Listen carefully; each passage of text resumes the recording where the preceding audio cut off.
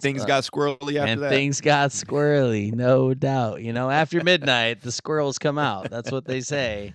I think whoever they are, that's what they do say that. They say that. they I do. hear that on the street all the time. Yep. Crazy. After midnight, the squirrels they the all squirrels come out. yeah. Whatever. That is a very the squirrels are gonna let it all hang out for all I know. I don't know. Anything could happen at this point. Hey guys, thanks for tuning into this episode. We are brought to you by our sponsors, that being Fearless Nonprofit. They are a small but growing ministry that seeks to help out the communities in need around them. They also have a biblically based trading card game soon to be released called Victory 7. If you want to learn more, check them out at fearlessnonprofit.org. And we also are sponsored by Camp Living Waters. Camp Living Waters is home of the Game Changer Board Gaming Retreat located in Luther, Michigan. They host all kind of other events as well. If you want to learn more about them, check them out at camplivingwaters.org as well. And you can follow both of them on their socials at Facebook and Instagram. Shout out to our sponsors and a huge thank you.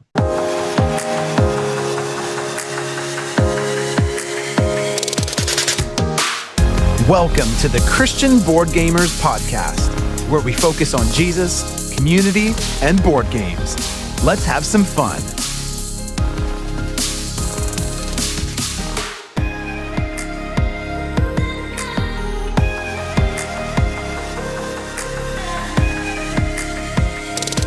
What is up? You are listening to the Christian Board Gamers Podcast, proud members of the Love Thy Nerd Podcast Network. I don't know what Ray was doing right there with his little working out. He's You asked me if I was ready. I was getting ready, man. He was getting all sorts of pumped up. Like loosening up. Loosening up. All I hear is this eye of the tiger. It's like, it's a worship vision. It's fine. We're good. I think this is different. This is a little bit of we're recording kind of back to back in some ways. It's only been a couple of days since we recorded our last episode, but we need to based on our next couple of weeks. So it's nice. Before I get to the fact of why I'm like in completely different type of setting here, Ray, how you doing today, man? I'm great, Joe. I'm excited to be back again. This is what it feels like to when you make it. Last episode, I was saying all the traveling and you get off, you do a podcast. When you make it, Joe, you do them back to back to back. There's no rest. And so this is just setting us up for what we have to look for in the near future. Oh, just back to back podcasts. Just back to back recording, dropping podcasts, episode after episode. I'm down. Doing shows late night, talk shows and whatever else happens. Right, because podcast. I mean, to tell you, people have been using the CBG loot drop. They've been like, yo, you got to come on these late night TV shows. Nope. Not happening. Yeah. I mean, one of these days, gosh. Right? Yeah. That is not actually our goals and or not at all in any way. But we are stoked to be here again. And like I did mention, the CBG loot drop at gmail.com. That is where you can send us your tabletop testimonies. What's God doing in your world at your table? How is he using games in your life to reach people through discipleship, evangelism as it is? And also we have that It's Your Turn, right? We want to hear about your favorite games. What do you want us to play and talk about? Last episode, we talked about Imperium Classics, and Blaze kicked that over to us. And we got another one we're working through here to get to the table. So we're excited about the one. You're excited too? Yeah, I mean, we're both excited? You've played it. I have not played it, so I'm excited to play it. So again, we just want to keep those emails flowing. And so again, cbglootdrop@gmail.com. And man, that's it. And so as you can see, I have a whole bunch of nothingness behind me. We actually have the Game Changer Board Gaming Retreat in Luther, Michigan this coming weekend. And so I actually take my collection up to it's northern Michigan somewhat, to Luther and Camp Living Waters. And so my collection is sitting on that side of the camera, just all bagged up, ready to go. Those people that are listeners only and can't see, if you listen real close, it's like putting your ear to a shell. You can hear the ocean because of all the emptiness in there and just the swirling sound. That's what it sounds like behind Joe right now if you listen close. Right. You just got to really lean in. No, I'm just kidding. So I don't have that behind me there, so it's a nice big void. with some of like all my kids' games down on the bottom there. So, yeah, but that's cool. Really excited about that. We'll talk about the Game Changer on another episode here. But we've actually had a record number of signups, which is super cool. Like registrations in Sweet. general, which is fantastic. And Yeah. so we're just looking forward to a great weekend. I think it's going to be awesome. I got a picture of the setup today from Bo, the executive director, and he kind of rearranged some things. And we also, instead of using tables to put the games on, we got some shelves now. And so it's, Oh, nice. yeah, it's starting to look pretty sweet, man. I'm excited to get everything How up. many games do you think you guys are going to have there? Well, we actually published our library because what I did, because I was like, people ask us about the library all the time. So I actually created a Camp Living Waters board game geek so that way we could have the collection. And so I just added my collection and the Nice. games that I'm going to bring, and then Yep. the collection they've started to develop. And so I think we're at like, there'll be like 324 games. Nice, man. Yeah. That's Yeah. great. And we've had somewhere between 65 and 68 registrants, which is fantastic. Wow. Yeah, and so that doesn't include any volunteers or like myself or Bo or anything like that. So we'll be up in the 70s pretty nicely, which will be an awesome time. So very That's much sweet. excited. Yeah, it's been really cool to see this thing grow. So I'm really pumped, and Yeah. like I said, we'll do a follow up when we get into all that. But one of the things that I did mention that I wanted to talk about was like we named our last episode, long teach, late play, long turns. Long turn. Right. Yeah. And again, at first blush, this is like, well, clearly that's because Ray took stellar notes on Imperium Classic. Like his level Yes. of note taking, impeccable. If you haven't Yeah. listened to that episode, you really need to see how this man takes notes. He annotates a meeting like no other. I should probably go into journalism at some point, but we'll stick to this for now. Yeah. Well, I mean, at least you're telling the truth. We could have some. No, sorry, different podcast, not this podcast. I digress. And so, at first glance. I mean, whatever, dude. At first glance, right? Clearly, we named the episode after Ray's stellar notes, which literally were long teach, late play, long turns. Those were his notes. So now you don't even have to go back and listen, but you still should because it's fun.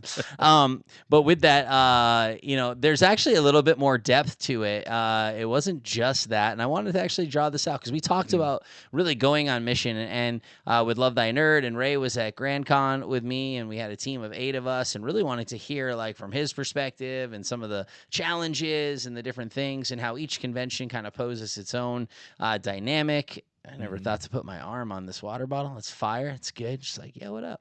And so each one has this dynamic. But then the depth of the title really is that, like, when you're going on into a new mission space like this is, like, it's a bit of a long teach, right? Like, there's a lot of things you have to learn. It develops. It's like the first time I'm playing, I'm really just kind of, like we talked about, learning the symbols, like trying to figure out how to do this. But it takes time, right? Yeah. We want this, like, stuff instant, and it takes time to develop. And then this idea of late plays, right? Like we're playing games late. Like the Imperium Classics, we started at 9 with 4 players. It was just a long game, right? It's after a day of missioning, it's definitely a late play there. But our nights are long, right? Like you do you're the late nights, early mornings, right? The conventions halls open till midnight, and so you're up, you're cranking, you're playing games with people. And then you have those early mornings because you got to, get your day started and you're rolling and you're getting into the convention. You might have an early morning shift, whatever those things look like. And so it is these long plays and it's or late plays, right? These things happen late into the night a lot of times. And then again, this idea of long turns, like this is not the type of ministry it's like necessarily I would put in the microwave range. I would say that this is more crock pot, right? This is building relationships. This is a continual cycle of just talking with people, getting to know people, engaging, wanting to show the love of Christ and being okay with a slower process. Right. And again, you're going to see people at these conventions, and they're going to be at one convention, then they go to another if it's close enough in the area. Like you're just going to end up running into people in different spaces. But having this mentality of like, this is the long game, right? Like this is a long turn. It's not just a one and done situation. I want to really lean in and build relationships. And that even goes for when you're in your own community and your home. and you're Yeah. utilizing your house, like you don't have to have this like instant like microwave experience. Like it can literally take time. It should, because you're Yep. developing relationships, you're pouring in, you're going through a different process, right? And I think sometimes we're like, all right, we've hung out for 3 times, and now we have to, I have to break out my laptop and now jump into Yeah. the gospel presentation. But like, build these relationships. That's a long term, right? So long teach, man. This is a process. We're learning, we're growing. Late plays, like this is gonna be early mornings, late nights, and this long turns. Like it just takes time. So there was some depth to that title, and I it can really be missed, especially when we didn't spell it out. So I felt like starting there would be a kind of a fun way to say, hey, we're not just throwing random things from Ray's notes Yeah. onto the titles. And so, And I'm glad that you expounded on the notes that I took and mhm. drew out what I was really Yes, note taking, saying, when I did that, right. I because could that's feel the depth. exactly, Correct. yeah, I yeah, just felt yeah, the depth in what you were saying. It yeah, spoke to me. yeah. And so I Some, wanted to make sure that our audience understood it. Because, like, again, yeah, it could be easily missed that your notes literally were just, long yeah, teach, late play, long yeah, turn. Like, I don't yeah. want people to miss the brilliance of that. It's Uh huh. almost Uh huh. poetic. And honestly, with just a few more words, it could have been a haiku, You're right. You are right? absolutely I mean, you were right. close. Like, it's just, Yeah. I I'm could gonna see, work on it. it like a beat poet. You're just like, Mm, long teach, mm, late plays, long turns, and people being yeah. like, "This man is an Yep. artist." Yep. Like, That, I that's could. I mean, that's what I whatever. was going for. So Yeah, yeah, thank you. Thank you for bringing yeah. that out. Oh, Yeah. for sure. I would just hate for people not to see. I mean, as a celebrity as you are, doing all these things, I just wouldn't want people to miss your genius. That's all it Uh-huh. is. That's all it is. I'm just here to make Well, you look better.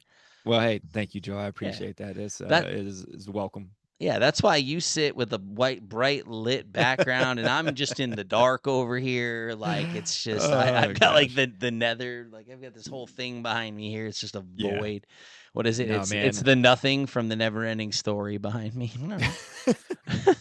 Like, whatever, man.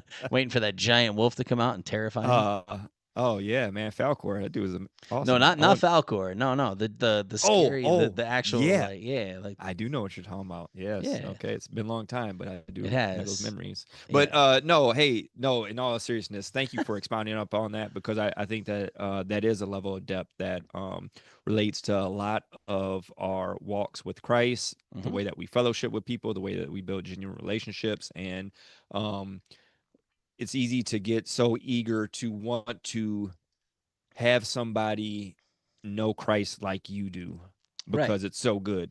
It's Yeah. such a, it's such a depth of love, and the joy and the goodness that is waiting for them when they get to that point. And so rather than being patient, yeah, sometimes I feel like we can rush it and we're like, okay, like you said, hey, we've hung out 3 times, now let me give you Right. the breakdown of let's walk through Romans road. Like, it's like, but you said it before in some of our episodes that by proximity and life on life is sometimes more important, because people will ask those questions, they see it, and it's not a matter of having to rush things. So Right. and you give yourself the freedom to feel like, because personally sometimes I'm like, okay, Lord, am I moving in the right direction, doing the right things, the right timing, all that, and we can burden ourselves with that, feeling like, oh, I'm not doing enough, I'm not preaching enough or saying enough, or whatever it is.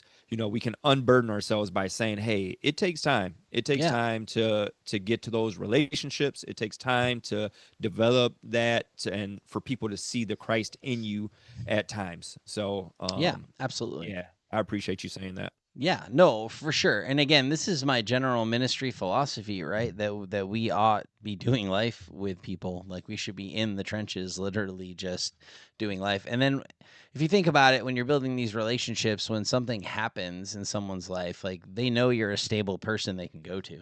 Like you've been Right. consistent, Yep. right? They've seen you walk through stuff, right? That's why I Yep. tell people it's like it's not just your good times, right? It's not just your Instagram feed, right? Like it's not your highlight reel. It's your I'm going through things too. Yep. And people can see that and they see how you walk differently in those spaces. I mean, man, we could spend hours just talking about this Yeah. alone. Yeah. You And should write a so book about it. It turns out I did, and I'm sure at some point in this episode there will be a ad for it at some point. Yeah. But yeah, reclaiming the table for Jesus, man. And I've been blessed, man. That has been like a really cool thing. I learned a lot during that process, which was part of even just doing the book. Where I'm like, I got a book on my heart, and simultaneously, I really want to learn how to just self-publish and do some of this stuff. But man, the feedback has been phenomenal. I've really been pretty blown away by that, and trying to just really wanting to point people to Christ, but also rethinking how we see discipleship and evangelism and the table and our homes and all of that. And so, yeah, man, it's been a huge blessing. I think I got like 13 reviews on Amazon, which is super sweet, and Amazing. still kicking at that 4.9, which is pretty wild. So I'll take that. Praise God, man. It's a lot of fun. Great rating, man. That's awesome. Yeah, God is good. So cool, man. You guys probably didn't want to come. No, actually, everything we've been talking about is relevant. You came here to hear exactly what we have been talking about. That's right. That's right. So yeah, no, that's good. Well, we realized though in the last episode we didn't talk about like the games we were playing. Like we talked about a couple, but we really didn't get into like what we played at GrandCon. So we thought, hey, let's talk a little bit about that. And we do have a topic that we're going to talk through regarding like preferences, right? And our game preferences, and also harder topic to talk through, our church preferences, right? So we hopefully will be able to have a pretty good conversation concerning that. But we did want to first off start with some of the games that we played at GrandCon. And I don't know, Ray, you want to kick us off, or you want me to kick us off? Where do you want to go? Yeah. I want to circle back to Mythical Dice for anybody who listened to our last episode, because you did talk about it. You said you called it, what's the other game that you compared to? Oh, Skull King Light. Skull King. I just said it's Skull King Light. Yeah. Yeah. I haven't played Skull King, so I don't know what that reference is, but I did play the Mythical Dice, and I thought that it was a lot of fun. Being that was an easy, quick game to play, and I won a round. So it's one of those games. Yeah, it's a trick-taking game, right, with your dice, and you guys are secretly like bidding on how many tricks you're going to take, and based on the dice roll and the probability of what each dice has based on colors and which one takes which and this and that. And but so we played it. I think I played it 2 or 3 times, and it's one of those games where I could keep playing it again and again, because you're trying to, of course, you're trying to win, but then you're so close to getting your tricks right and your bids right, and it's just a lot of fun, a blast really to play. Excuse me. And so I just wanted to say my piece on that Mythical Dice actually is one that I'm adding to my vast collection of games over here. So yeah. That's good though. One game at a time, man. One game at a time. One game at a time. That's how it happens, Ray. Next thing you know, you got bookshelves of them. But yeah, no, I'm still enjoying that game, man. We just played it the other night with our kids, and like I mentioned in the last episode, because you hear the word mythical, and sometimes people are like, oh, but the theme is so benign in that game. It doesn't really have any bearing or weight on it. But the game itself is very, very fun. Like my 5-year-old, well, he's about to be 6, so I'll just call him my 6-year-old. My 6-year-old he's able to play it, and he understands it and gets it. He doesn't always bid right, because he just like, I don't know, I'm gonna win, And he got to the point where he's like, wait, this purple doesn't have a 7 on it. I'm like, no, bud, like that's just 1 through 3, and he's like, but just lots of oohs and ahs, and we were having a lot of fun. And actually, it's been really good, even like with our oldest, because it's like he's very invested in what he plays, and he's gotten so much better at like the win-loss thing, right? Like if he wins, he's not gloating, he's happy. And if he loses, he's not throwing a massive fit. And board games have really helped him in that space. Now, again, even if he is like upset, it's because he's invested. He wants to win, right? He wants to play the game. And so there's something about that is respectable. Like you're just really passionate, and you want to win, right? But having to help him like that. And I was impressed with him while we were playing Mythical Dice, because you can have the best dice there, and you just roll like crap, and it's like, how did this? I had the most powerful die, and I just straight up rolled a flag. Okay, and there's just lots of oohs and ahs in this and that way. And you win tricks you're not supposed to, and then you lose tricks you're supposed to win. You're like, oh my gosh. It just makes for a really fun Again, super crazy dynamic. It's not a game you can take serious. You're Right. not, you know what I mean? And that's the thing. It's just if you're going to get in there and be like, okay, I'm just going to have fun. We're just checking dice. I'm throwing them Yep. out here. I'm hoping I'm going to win, like, and it just gets fun. Yep. And there's some strategy, but your strategy can be thrown right out the window. Yeah, more probability and luck in that than Yeah. anything. But But it's a yeah. fun luck. It's not Yep. like you know what I mean? It's not because the game's it's short lived. You're not playing it for a Right. long time. If you're playing with 5 players, it's only 7 rounds. You're playing with 3 or 4, you're playing 8 rounds. It just play with a full 6 count. It goes down to I think 6 rounds. But again, you're not playing for a long time, and Yep. it's just like Skull King. You're doing in this case you say Minotaur, so you go Minotaur, and then you just basically bid how many you want. Nobody can see what dice you have because everything's behind this little shield, and the shield actually is really nice because it tells you what all the facing of the dice are and what beats what. And again, man, super fun. Yeah, I Yeah, I I see have it really as a enjoyed party that. game. Yeah, Yeah, just with to a game to have fun, a little bit of strategy, more probability and luck, and dice right. roll, and a lot of laughs. So that's why I think it's good. Totally. And like I said, when I played it at Strong Tower, like everybody was like, I need to come back to that one. Yeah. Yep. And it's Yeah. crazy because that game dropped in 2016, but it felt new. Nobody had heard of it. And I was Yeah. like, I don't know. I found it. I played it at Origins. We thought it was new. I found out that thing came out 9 years ago. A Had no hidden idea. gem. That's what I'm saying, bro. I Yeah. was in Voss Media, our local game store here, and they had it up on there. And I was like, "Have you played this?" And they were like, "No." I said, "Bro, get this game to the table." And they Oh. were like, "I really want to, but I never saw it in there before."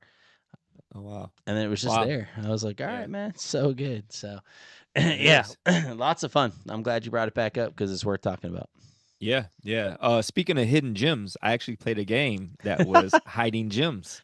Yes, Uh. man, I am excited for this one because wow, when you said it, So what happened was it was like I think it was Saturday night must have been, and everybody was kind of just worn out, and we were deciding as a group were we gonna go play some games. The night before we had stayed up and we played Imperium Classics, and everybody was just like beat. They're like, oh, I'm just going to bed. So I get back to the room and it's like, I don't know, it's like 12:30, 1 o'clock, and I was like, you know what, I'm here, man. I want to see what's going on. So we had a specific room down in the hotel that the games were being played. So I just walked down there to see what was happening. A couple tables were there, and when I walked up, there was a group, and they were playing a game called Hot Streak. mm, It's a wagering game, and you're betting on who's going to win.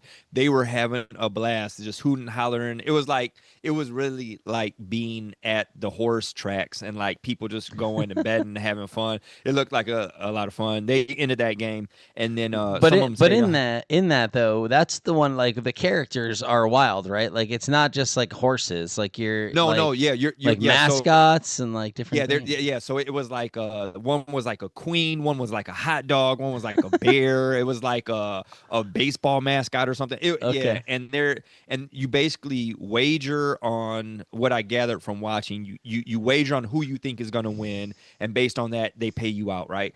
okay, And but you put in a card into the pile that says kind of what direction or what's going to happen to certain of the minis, okay, or characters. And so like if I wanted the queen to win, I might put a card in that says like the bear falls down. So then after everybody wagers, cards go in, the person running it, he shuffled it up, would draw a card, and then it would be like, the queen moves forward 3, the bear falls down, the hot dog turns around, oh, the queen's back up, and all these. It's just like a crazy madness race going on, and then go through the cards, reshuffle it again until they get to the winner, first, second, third, and then pay out bets based on the wagers and who won. It was as much fun to watch, I'm sure, as it is to play. Because man, I'm telling you, when they were having a good time, it was like really you would have thought they had real money and they were winning the lotto. Like it was fun, and it was like 1 o'clock in the morning.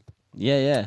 But that's not the game I played. Afterwards, a couple people left, and they were like, "Hey, you want to play?" And I was like, "Yeah." So I sat down, met some people that I didn't know, which was great. Got to talk to them, and we actually played a game called Squirrel Away. And this is by Floodgate Games. And apparently, looking up Squirrel Away, there's another Squirrel Away that's like a kids Kids game or game, something. yeah. But this one is not the kids game. This game is a it's a game of deception, and basically you are trying to make sets of colored acorns, the red, blue, green, and they're like these gems. They basically look like my reference to the hidden gem. And when it's your turn, you have a card that tells you, like, so it would be like a picture of like three acorns, two would be red, one would be blue. Now, when it's my turn, I take the card, I look at it, and then I reach into the pile in front of everybody while everybody's watching. I try to do my best sleight of hand and pick up either extra or what's on the card. Now, nobody knows what's in my hand. And Yeah. so one by one, we go around the circle and they decide, did I actually do what's on the card or am I lying? So I say, after my turn, I say, okay, I have three blue and one red in my hand. So that's me saying my card says three blue, one red, and that's what I have in my hand. Sure. Then they'll say, somebody might say, you know what? I think you're a scoundrel. You're lying. And then you have to decide whether they're lying about what I have in my hand, what I picked up out of the pile, or what is on my card.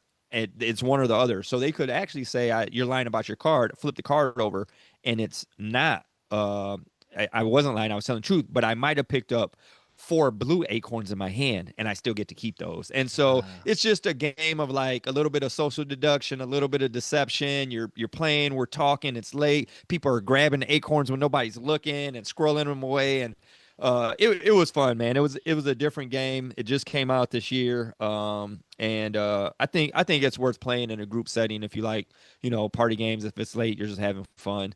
Yeah. So yeah. I'm trying to envision it though, because I'm in front of everybody and I'm trying to be like sleight of hand. Like, I don't know how you do that. Like, the funny parts of this game were just that when everybody's staring at the person going and they're trying to act like they're not taking anything, but they're like shifting. They're like, ha, ho, ho, ho. And they're like picking them up, dropping them. So it's turn based. It's not all at one time. You're taking a turn. It's turn based. So I'm watching What? you on your turn. You got three people watching you to see, did you take those? Yeah. So you're sifting through this pile of colored acorns, trying to pick up like what's on your card so you're not lying, but then two, like try to be deceptive about it so nobody calls you out. So yeah, it was an interesting one to play. I'll say that. That is wild. Yeah, Yep. okay. I mean, my favorite part about that story is you're like, it's 1:00 in the morning. I'm gonna go downstairs in the hotel and play games. Oh, people are here. Awesome. Yep. I'm just gonna play with you, play games with you. Like and things got squirrely after that. Things got squirrely, no doubt. After midnight, the squirrels come out. That's what they say. I think. Whoever they are. That's what they do say that. They say that. I hear that on the street all the time. Yep. Crazy. After midnight. The squirrels, squirrels come out, whatever. The squirrels are gonna let it all hang out for all I know. I don't know. Anything could happen at this point, but man, that's a very common Midwestern saying. If people aren't aware. Yeah. Okay, to be real though, man. Again, I'm from Massachusetts. When somebody asked me, "Hey, bro, you've eaten squirrel before?" I'm like, "No, I haven't eaten squirrel. What are you talking about?" They're like, "Hey, it's good. It's not a lot of meat on it." But I'm like, "Bro, where am I?" Like, I'm first moving out. People are like, "You're eating squirrels." I'm like, "Bro, like, in Massachusetts, we eat things like cow and chicken." Right. The typicals. Right. Lobster. Yeah, we eat that stuff, which I guess could be the squirrel of the sea. I don't know. Maybe. I don't know. Not sure. Maybe one of the crabs are the squirrel of the sea. The lobsters are the. I don't know. This conversation is going downhill. Yeah, it's super good. But I mean, like, what is people eating squirrel, bro? Like, you can make some squirrel stew. I'm like, hey, it's a thing. It's a thing. I'm like, I'm not sure I'm doing that. Not sure. Yeah. Plus, I mean, in Boston, like the squirrels, they're very domesticated. Like, they are very like chill. They'll come all up to you and like, they'll just be hanging out, like looking at you like, you better give me food or my friends are going to jump you. You know what I mean? Like, it's almost like a hostage situation with them, bro. It's not. Those Boston squirrels are different. Boston squirrels are different, bro. They're like, bro, you got that? Like, it's like Debo. It's like Debo, bro, but they're squirrels. Running up on you. That's my necklace. My mama gave me that necklace. Nah, they just be straight snatching it, bro. Yeah, these squirrels are vicious. Hey, man, we're out of that bird seed. I like this. Yeah. I like the black oil seeded sunflowers. All right, so you could have that by midnight. I mean, you were talking about deception and the squirrels sleight of hand. I don't know, bro. This is good. If you're listening at this part, Thank you. It's late. It's late, guys. I'm sorry. We're tired. Yeah, it's one of those late plays. It's been a long day of work. Joe, what games did you play? I don't know. I don't even know. I don't even know. I got my list here in front of me. Let's see. I played a lot of Mythical Dice. Far Away, Pandasaurus. Oh, okay. That game is a trip, man. I had played Did you say Far Away Thesaurus? What No. did you just Far Away. It's published by Pandasaurus, so it's a Pandasaurus game. I played the Far Away Thesaurus. It's a word game, right? Like, all right, you stand over there, far away, and I'm gonna say a word, and you have to tell me what I'm saying and then define it. It's in the thesaurus, far away. I'm crying. Oh my gosh. The Far Away Thesaurus. That's the first on the podcast. That's good. Oh, I'm crying. Whoo. All right. No, Far Away by Pandasaurus. Okay. The game I lost it. The game's a trip though, almost like this conversation. The game is a trip. It like the theme all right, so I played it a year ago at GrandCon for the first time. Uh-huh. And I was like, I am not smart enough for this game. It's a simple card game. Like, you look at it, you're like, it's cards in a box. I should be able to figure this out. But I could not, like, fully get my brain around it. I kept messing everything up. And, and this time, when I played it with the same couple a year later, which was fun. And so I sat down and played with them again. And this time I brought my wife into that. It was like, Stephanie, hey. And I'm thinking she's going to hate this game. But I'm like, you're going to sit down and play this with me, And she comes in and plays it, and then Kendra, who was also on mission with us. And so we're playing the game, and man, he explained it to me this time a little different. Like, oh, you're going on a journey, so you're laying out these cards on your journey, but then you score it when you're returning from your journey, right? And so before it was like, he's just like, yeah, you kind of lay them out, and then you're scoring them backwards, and for some reason it just wasn't connecting. But when he's like, oh, you're going on a journey, then you're going to come back from your journey, I was like, I understand the game now. Yeah. But it's like it's this game where literally that's what you're going to do. You're going to lay out cards as a drafting part. You're going to have some cards in your hand. You're going to draft. And as you're drafting the cards, you're trying to, basically, maybe you go first because you have a lower number. And like there's just different strategies in that. But you're trying to do it so that when you walk back in your journey, you're going to score for certain symbols. So you might have a scoring condition that says you need 3 of these red symbols. So you have to make sure that before you reveal, before you reveal that 3 scoring red thing, you already have to have revealed 3 of those red symbols, right? So it's like it's very thinky, where you're like, oh my gosh, like we're literally like. So you're basically working backwards through the game, and you're trying to set yourself up so that at a later time you're scoring points. So it's like a puzzle to figure out. Right, because if I reveal you get 12 points if you have 3 of these red things before I have 3 of those red things, I don't score 12 points. So you want to reveal it after you've already revealed the red things, but you're building it forward and you're scoring it backwards. And so like in your brain, bro, it's a burner. Like and for a little card game like that, dude, I'm like, okay, And so we played it twice. Actually, the first time we played, my wife won. No surprise. She wins every game she plays for the first time. And then I won the second one. Nice. Because again, after I played it that one time when 71, I played it and was like, okay, now I'm starting to grasp the game. And again, it's simple in its concept. It's just hard to it's even hard to explain. If you haven't played it, like you wouldn't, you'd be like, that doesn't sound challenging. Yeah, it is. Okay. Yeah. And if not, you'd be like, that Joe guy, not that smart. Doesn't matter to me. It was a challenging game, right? Yeah. But it's a lot of fun. Like when we were done, Stephanie was like, "Yeah, we could pick that one up," and I was like, and she doesn't normally say that, nice. And she really enjoyed it, and so I was like, "Sweet." I was worried she was gonna hate the thing, so that was really fun. Played some Flip 7, played Edo, which was a lot of fun. Played this game. I don't know how you pronounce it. If it's Iro or Euro or YRO, I don't know. It's literally YRO. That's the game. And man, I thoroughly enjoyed this. It was puzzly, man. Like it's a short game. It wasn't long. Kind of an anime style art. Like the art is actually pretty stellar. And the way the game works is you're basically you're building out this tableau of cards, and the cards will say like, and again, it's one of those things where like the theme is almost just like it's benign, where it's like you have these magic points, but they don't really do anything. They're just going to help you in combat, right? Or like Okay. whatever. And the combat is literally just you have more combat points than I do, and so like they're based on points. And if you score this many, then you get this many points, etc. But what I thought was really cool about it, and what I really liked about the game, is while you're building out your tableau, all the cards have these like colored stripes, and they're on the top and on the sides and on the bottom, and they have these colored stripes. And so you're trying to build your tableau out in such a way that you connect colors. And when you have 3 cards consecutively that like connect the colors, either up, down, left, right, you then unlock a bonus. And so it's like got this cool puzzle-y thing. And then that bonus can really give you amplification in like a future point scoring thing. It's really just a short little point salad. You're building a 3x3 grid. It's not long. The game did not wear its welcome at all for me. I really, really enjoyed it. And again, I haven't picked up a lot of games lately, which was nice, but I picked this one up. I was like, man, nice. Yeah, it was actually a lot of fun. And again, there's different types of strategies, right? Because different cards play different ways. Like certain cards focus more on kind of like the magic points and how those are going to increase your combat, and some are just sheer power.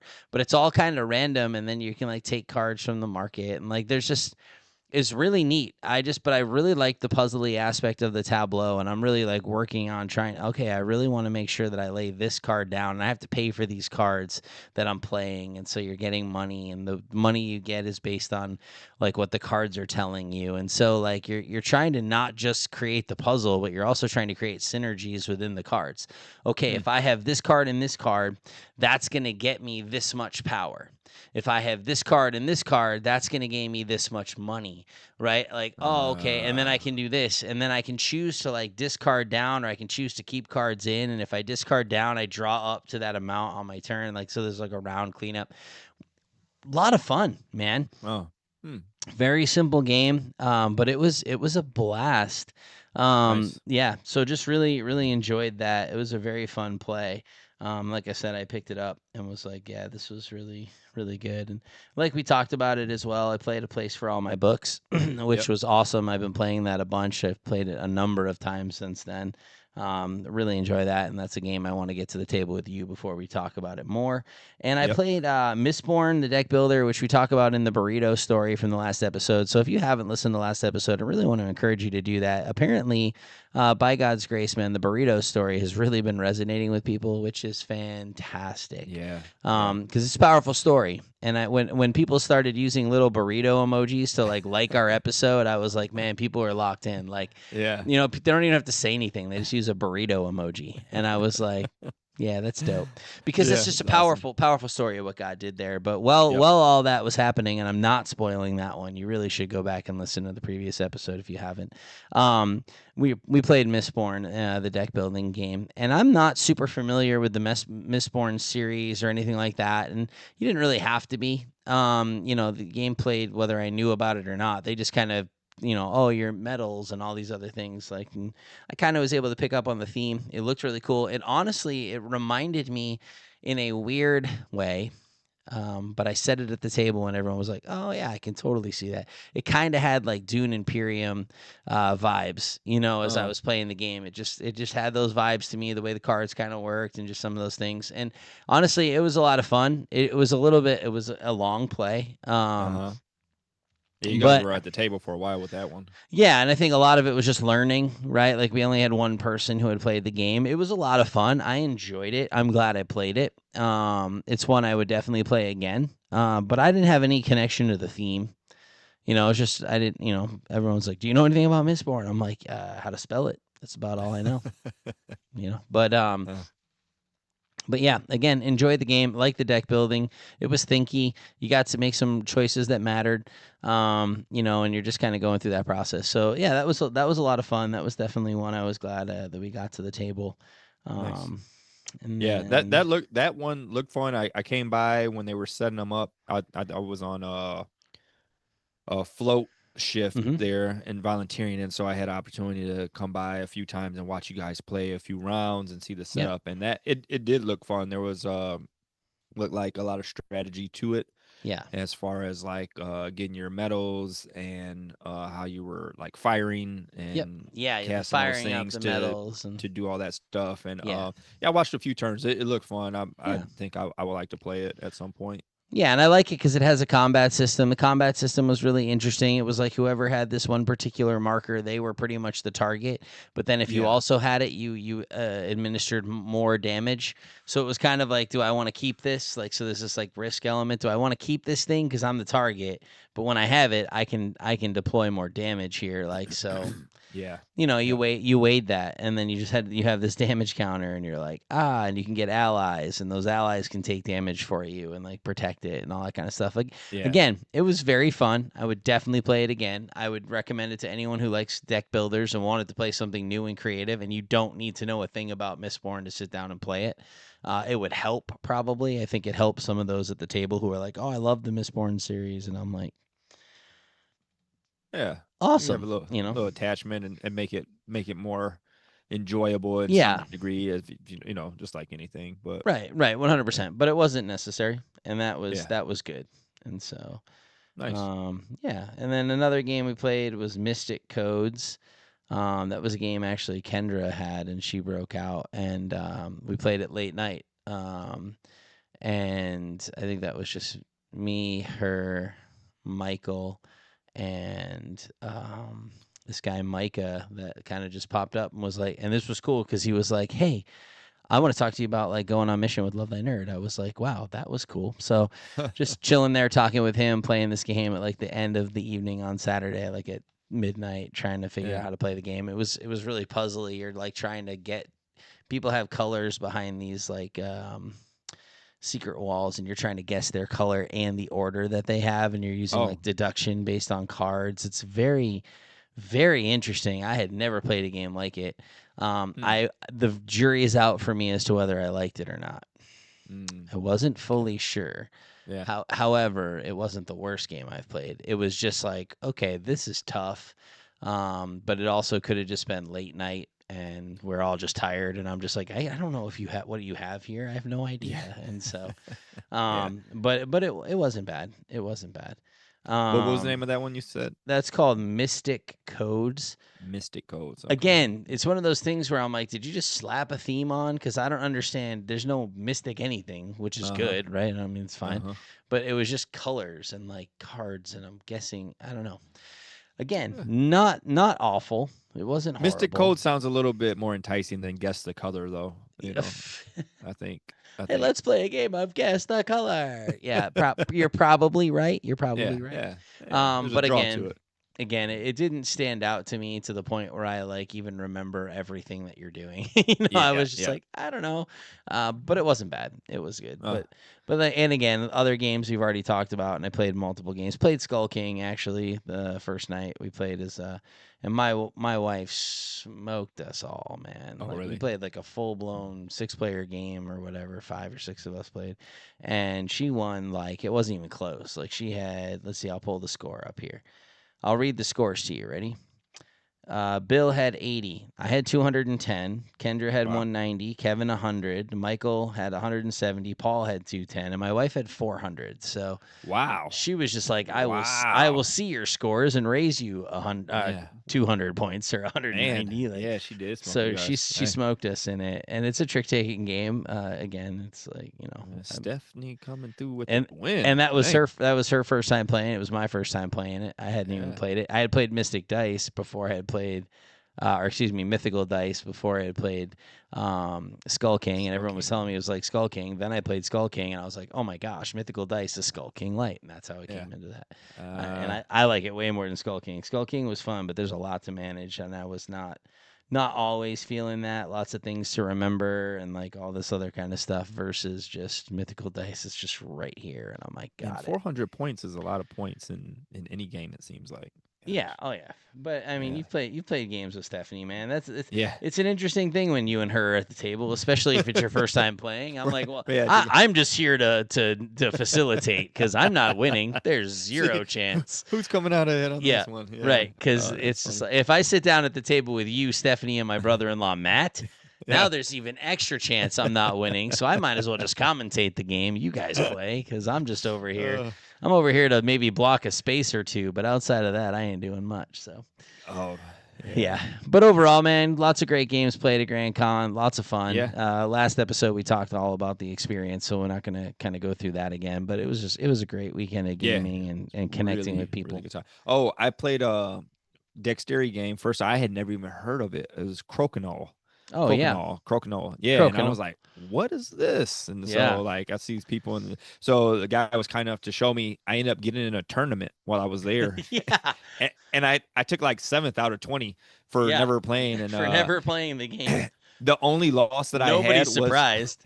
the only loss that I had was to a guy who had a board at his house for like the last year and a half. So I was like, well, I'm good with that. But Yeah. man, it was super fun. If those boards weren't like $200, I would have picked one up. It's a little expensive right now as an initial investment, but I think at some point I'm gonna get one because that's well, yeah.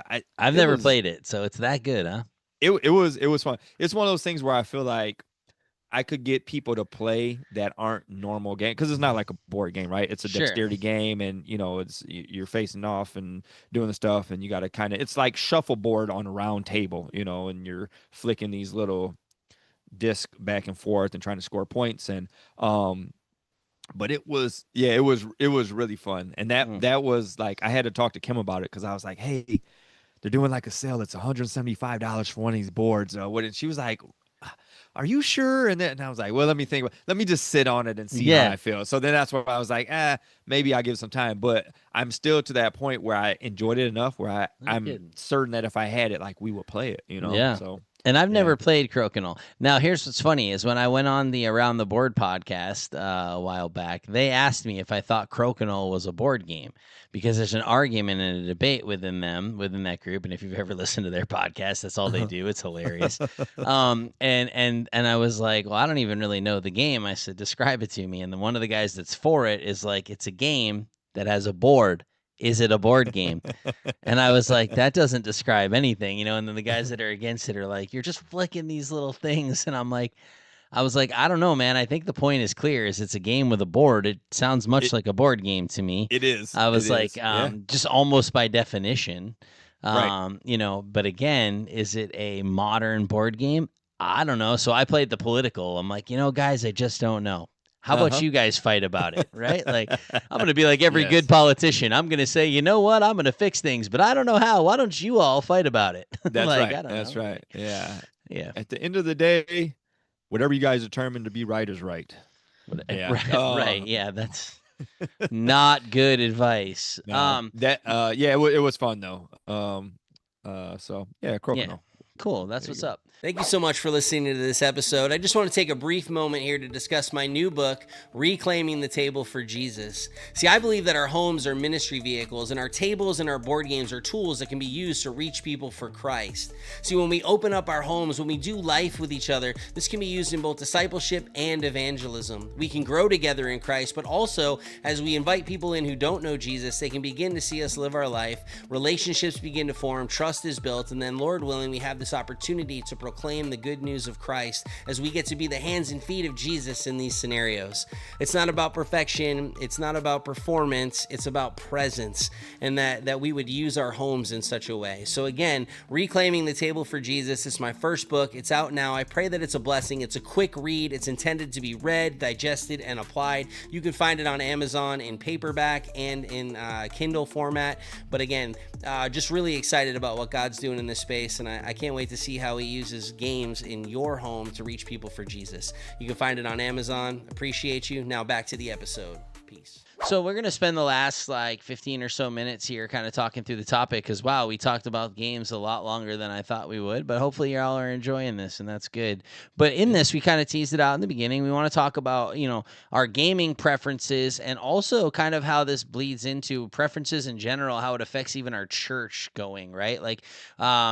let me put that into more simple terms. I really like the way that this is done at this church, and so therefore I go to this church. I don't like how the church over here does this, and therefore, and we tend to allow our preferences to drive our decisions, maybe more so than theology sometimes, or sound Right. biblical teaching. Well, hey, I don't like this church because they're only singing hymns, and I'd much rather go to the bigger church that has the flashy lights and all the stuff. And again, we're not going to sit here and say that, oh, because your preferences are those things that you're in the wrong. It's just something for us to think through and look at, like, what are the important things and what are the things that are kind of just based on our preference. And Yes. sometimes we turn our preference to principle, and that's where it can get real dangerous. But we think Yes. that there's some crossover Yeah. because preferences seem to drive us in the West a lot. So, Ray, this was actually kind of your idea. Again, I've stated this a billion times in this podcast. You are the idea guy. I'm just the guy in the void here. And so, what sparked this in your mind? Uh, I don't, you know what?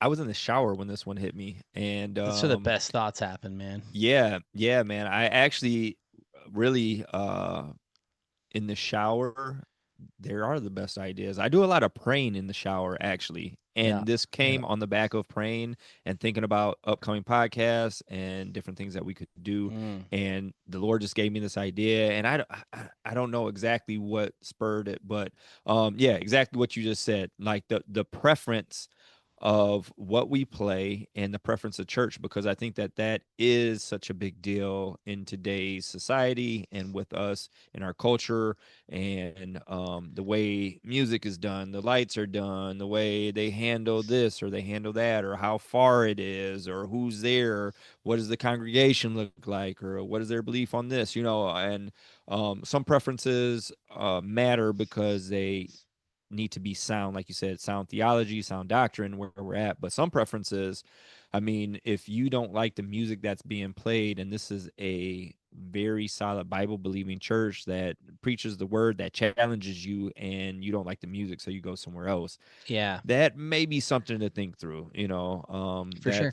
That's more on yourself than on others. But yeah, and then game preference, like, thinking about what I like to play in the board game and what speaks to me more than other things. And for me, personally, oddly enough, I really enjoy, and I know that like some board, this might not be a popular opinion, but I really enjoy games that have dice for turns. I think it's because I love Monopoly growing up, and I played a lot of Monopoly, and it's like the catalyst that drove the turn for me. Yeah. So there's some kind of like root in my childhood in dice and board games that I like a game that has dice in it a little bit more.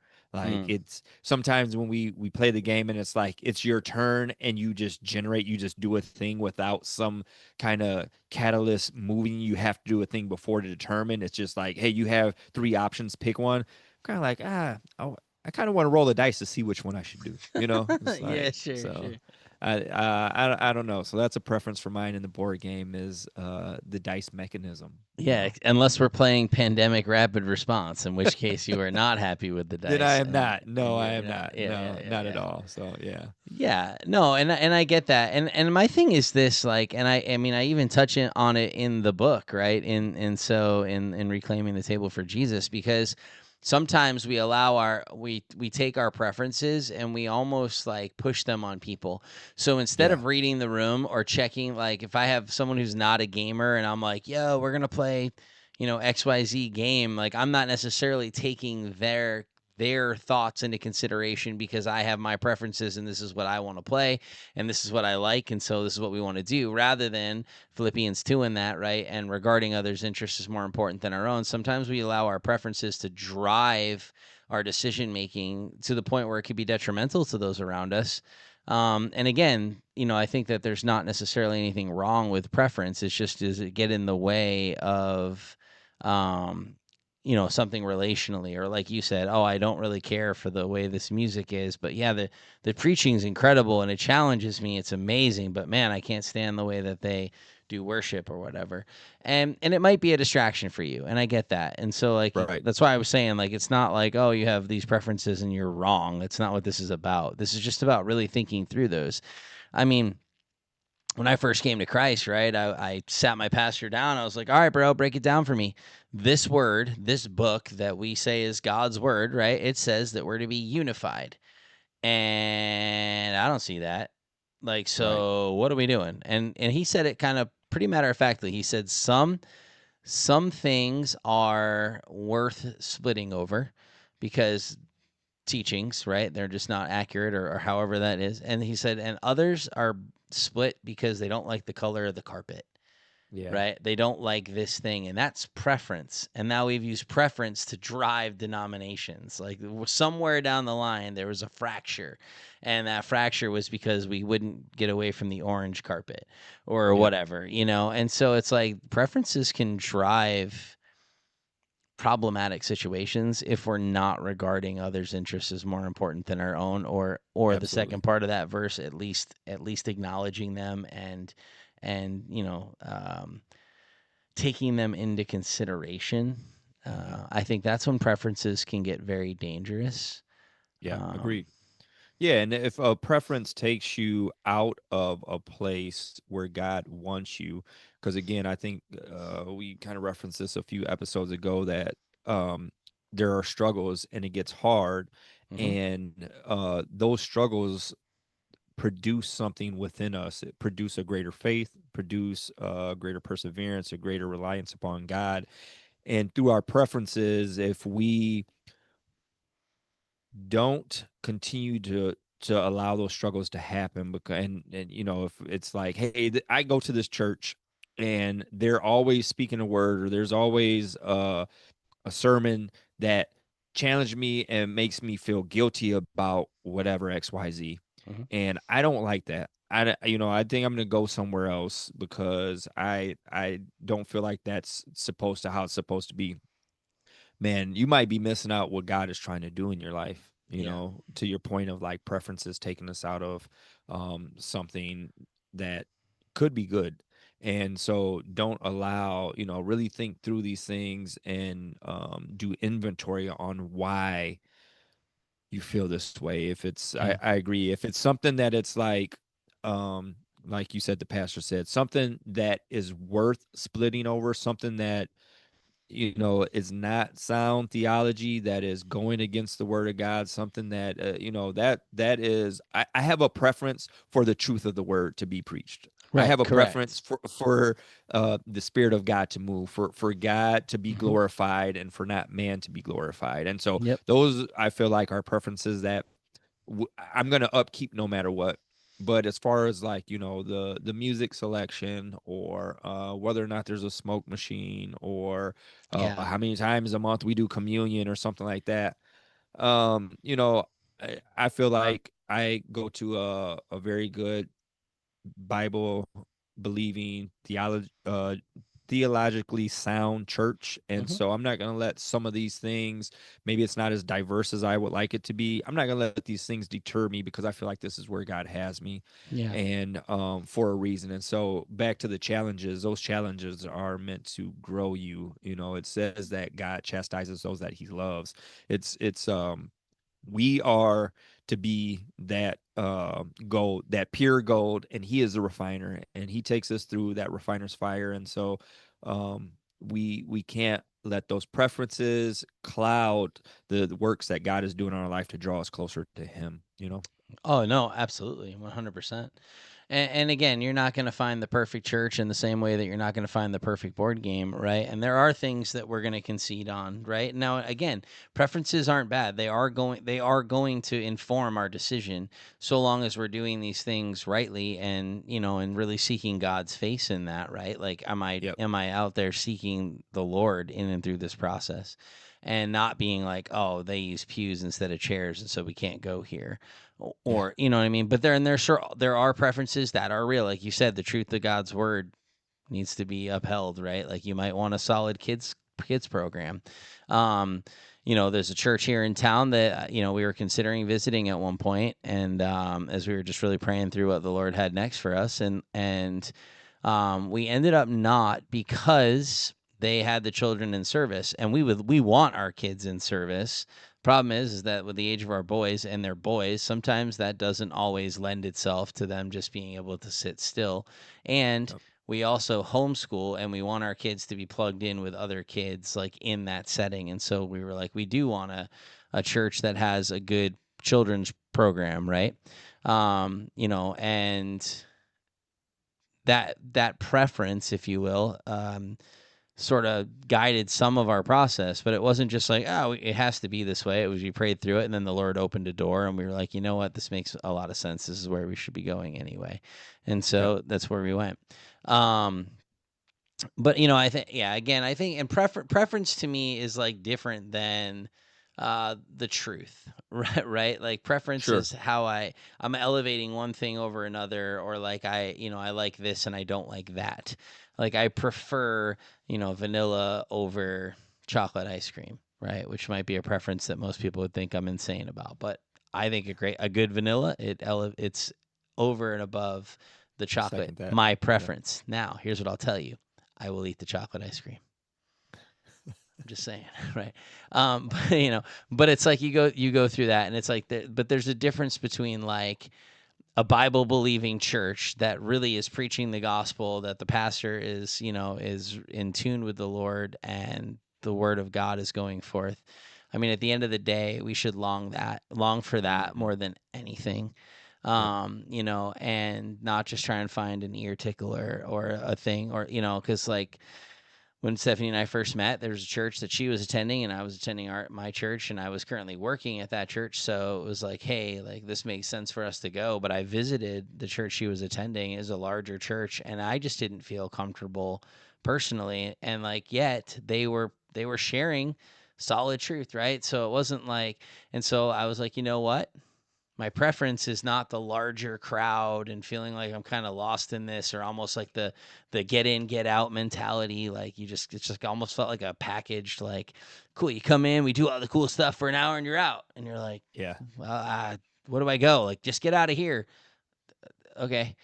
It's not my preference. However, we Right. went a number of times, and, and I never walked away from there being like, man, I didn't get fed. Like, it was like, no, this is good. This was good stuff. It was, and I've been to your church, and again, it's a much larger environment, and it's not as mechanical, I think, as the other church, but it has, it's like everyone has their process, and, and I was still like, again, I don't necessarily love a big church like that. That's not necessarily for me preferentially, but I also know your pastor Brian, and he shares the word, man. Like, he preaches the truth. So it's like, again, could we go there? Yes. Is it exactly what I would want to do? Not necessarily.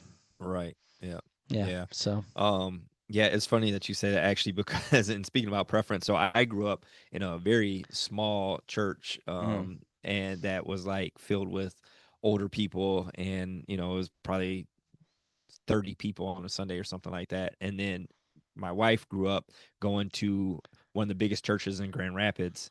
And yeah. so like when we're like got married and looking for a church home and stuff, I walked into where we are now, and I was like, gosh, man, this place is huge. And she was like, no, it's not, so it was like, my preference was like, anytime we would go visit churches and I would see the smaller church, I just felt more comfortable, more at home, and, I think that's the thing, right? Is like, where you're comfortable, that's where you're drawn to, and your guards are let down. You're not as judgmental in this. So don't allow those preferences, just kind of beating a dead horse here, but don't allow those preferences to take you out of somewhere where God wants you to be, or has something for you, because you might miss it. Or don't let those preferences not let you sit down at a table with some people that you're going to fellowship and make friends with. And because you Right. see a board game that you're like, you know what, that game looks too heavy. I don't really play games like that. I don't really, I'm not well versed in how whatever this mechanic is,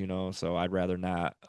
But maybe you're missing a perfect opportunity to fellowship, make new friends, and even have some fun and learn something new. Yeah. See, now you're meddling. Now you're meddling a little bit. Because my preference is to never play a Star Trek game. and and I probably wouldn't play Arc Nova. I would be missing out on those because of those relationships because of my preference. My preference is no, not playing that. Here's what I know about Star Trek games. There's a theme that I'm not really bought into, and not that I don't like Star Trek, and they're gonna take 8 hours longer than I have. And I look at some of these and I'm like, man, and it's again, that's where my preference drives me, where I would be like, yeah, I'm not sitting down there. And again, I'm not the biggest Arc Nova fan. We joke it's going to be the running gag, I think, from at least this season. You know, and I would probably just skip that and be like, you know what, I'm sure you're cool people, but I'm going to go find someone that fits my preferences. But to your point, I think that's great, right? Like, I'm going to sit down and play this game, even though it's not my style of game, for the sake of the relationship. And there's a line there, you know, where I might be like, yeah, no, I'm not going to sit down and play this game because it crosses the line for me. And I'm then going to say, hey, no, thank you so much for the invite. I appreciate it. But this really isn't my type of game. But thank you so much for inviting me in. Yeah. I think that still holds true to, though, the thing that you said about the truths, though. Like, the truths are important. You know, that's truth over preference. Truth is, you're not going to have fun playing Arc Nova. You're not going to have fun playing Star Trek. You know that. Or you're not going to have fun playing a game that has a theme that is outside of the lines of who you are as a Christian. Like, that's just truth. So I think that goes beyond preference, you know, to some degree. Sure. Right? But to your point, though, I could sit down and I can have fun and I can get outside of myself and say, I'm going to have fun at this game, even though I am not interested in this game whatsoever. And sometimes those are the games you end up winning. You know, I mean, a couple of years ago, I played a game and I was like, this is not my style of game. And then about halfway through, I'm like, you know what? I see a strategy and I'm going to win this thing. And sure enough, I did. And everyone was like, dang, bro, you sat down at this table. Like, this is not my style of game. Don't know what I'm going to do with it. But, hey, I wanted to do right. I want to sit over here and play this game with these people. And I said I would do that. And here I am. And then, like I said, about halfway through, I was like, I'm gonna win. I can see it, you know. But it was like, you know, but it was one of those things where at first I was like, oh man, this is not my style of game, and I knew it. And but when I, you know, again, this isn't a hey look at me. It's just you got to do this sometimes. Like, I sat down at the table and had a blast. From that, found out the two of the people at the table were believers. Right. And then we invited them to the Christian Board Gamers group, talked about the retreat. We were talking about all sorts of stuff. Like, they're like, oh man, because I was wearing a shirt. I think I had the Love Thy Nerd shirt on, or I must have had the Love Thy Nerd shirt on. Yeah, that would have been the one. And you know, what is this? You know, oh man, hey, we're believers too, and the people that made the game were believers, and all this, you know. And I ended up enjoying the game at the end of the day, right? But I would have missed out, to your point, on all of that if I said this is not my style of game, it's not my preference, so I'm not playing. Yeah. Right. Yeah. And so sometimes you just got to do that, and that's okay. Yep. I'm going to play another hand of Uno at the rec center because that's what these kids want to play. Man, my preference would be to never play Uno again. Right. Because there's 1,000 better games. Yeah. But it's like, you know what? This is where you guys want to play. This is what you want to play. Yeah. So, well, we are actually well over an hour here. We're at an hour and 5. And then with all the reads and all that fun jazz, we're over. But hey, you know what, though? So far, no one has said you guys are going too long.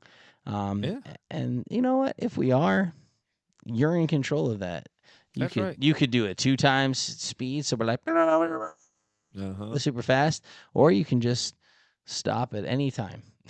And pick it back up. Yeah, later. Don't do that. Yeah, right. Pick it back up later. Yeah. That's what I meant. But no, seriously, we love doing this stuff. It's been great, and So again, if your preference is to stick with us and keep listening, thank you. If your preference is that we're a bunch of knuckleheads and yahoos and you don't really want anything to do with it, that's on you. But you're probably not wrong either. So, hey, sometimes we get squirrely, man. You just gotta stick with us. Yeah, and I know it's late because I'm all like, yeah, and then your preferences, and I'm all talking low. Welcome to BBL. This is the home of the greatest Christian hits. Listen live.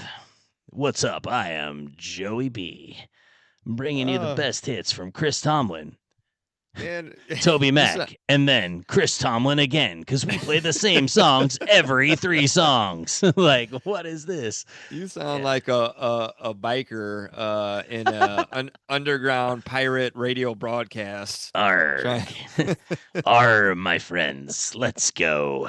Yeah. I've been over Oh, here yeah. riding my Harley Yeah. underwater. Yeah, we're definitely over time now.